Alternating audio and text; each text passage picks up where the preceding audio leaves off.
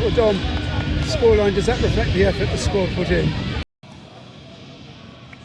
It's a tough one. I think whenever you give away 60 points, you think like the team is folded, but I think we're unbelievably proud of the defensive effort today.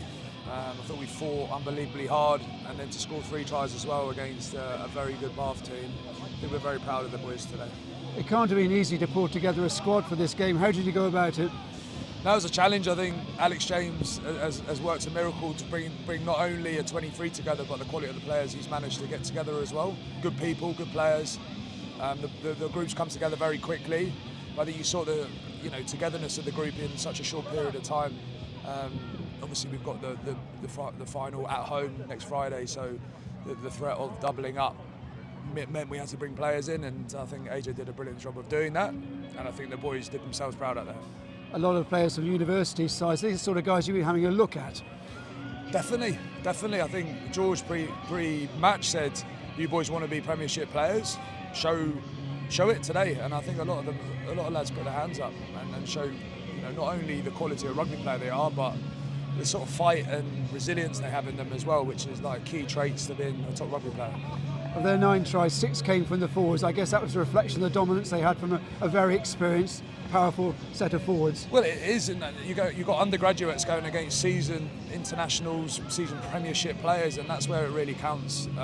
Is in that set piece, that experience piece, and then once we got away from that, I thought we matched them in a lot of areas. So I think you highlighted the key battle there, but it's completely understandable. Guys, young men going against bigger, older, more experienced men in an area of the game that's so reliant on technique, experience, and strength and power. So it's understandable why we sort of came second in some of those areas. They were very dominant in terms of territory and possession in the first half, but you took a couple of your opportunities inside their 22. We did. I thought Reece Dunn's intercept to score was brilliant. Tom Ryman, great kick chase and then scoring down here, and then he made another nice run in the first half, and it was a shame to see him going off with an HIA. But like you said, they dominated territory and possession. I think the pen count definitely was weighted towards us, which was frustrating, which gave them territory and dangerous territory, but I thought we held our own in the middle of the pitch in particular. And what might have been if Lewis Jones hadn't just knocked the ball on over the line as well? Exactly. Well, we would have got a bonus point. But I think when we got into their 22, we looked threatening. I don't know what our conversion rate was, but it would have been pretty high. I think we looked very threatening when we got into their 22, and I think we should be really pleased with that. I think James Lightfoot-Brown should take a lot of credit for that. The work he's been putting into our attack in this 22 area. I think you should sort of play out with the group today. You're defensively much more aggressive than the open tempo. It's a second shutting down the space and denying them any opportunities. Yeah.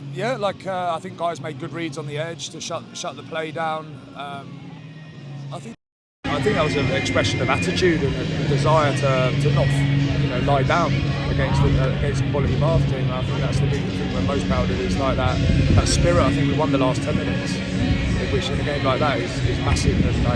And they brought on about 10 subs. We had most of our guys playing 80 minutes to show that sort of level of fight, and that's what we value that a lot in this group. Like George, and for young guys to show that characteristic is very important for us. And nice of Jake Morris to get the final try. He's been in good form for Hartbury recently. He showed a nice finish there. He did. I said to Jake, he's been in good form, and today represents an opportunity for him to continue that form. I said that to him before the game, and I think he did himself proud today. So I was glad to see him get on the end of that. Also, we've got to recognise Charlie's ball over the top to deliver that. Again, that's another example of our good attack in the 22. There's a lot of things that go into that try where Jake runs in on the edge and he finishes the play well. There's a lot of stuff going on around him. So where do you go from here? Big game next Friday. A lot of people at King's. Very different looking squad, I guess. Yeah, huge game. So exciting. Like Friday Night Lights at King's Own final. I'm super excited for it. We start the prep tomorrow. Boys will come in and start the week early and hit the ground running. But yeah, really excited about that opportunity. I'm sure King's Own's going to be bouncing on Friday. And how do you manage to keep in touch with some of these promising players we've seen here today? Well, I think there's a process that George has in place to keep an eye on this young talent.